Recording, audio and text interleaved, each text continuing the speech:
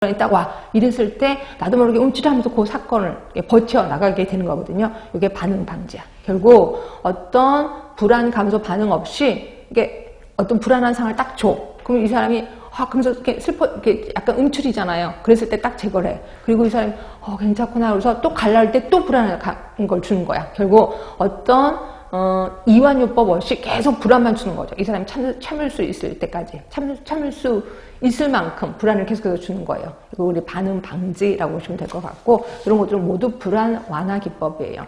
그다음에 이제 인지의 재구조화입니다. 사고와 감정의 감시. 그래서 이게 우리가 봤던 자기통제법. 증거 탐문, 대안 검토, 말 그대로 대안을 검토하는 거고, 탈비극화라는 건 뭐냐면요. 이제 이런 거죠. 가장 끔찍한 상황이 뭐예요?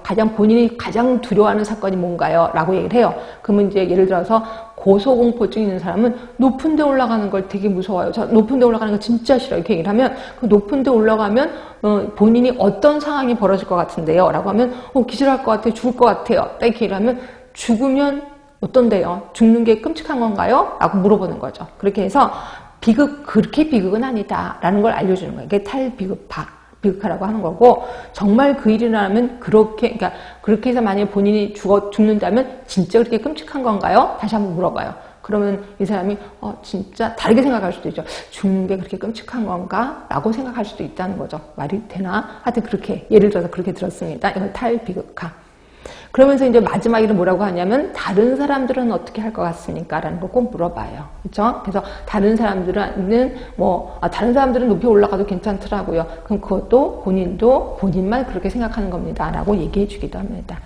그 다음에 재구성은 인지적 재구성이랑 똑같은 거고요. 사고 중지, 아까 얘기를 했습니다. 이게 인지의 재구조화. 그런데 비해서 새로운 행동학습 기법이야. 모델링.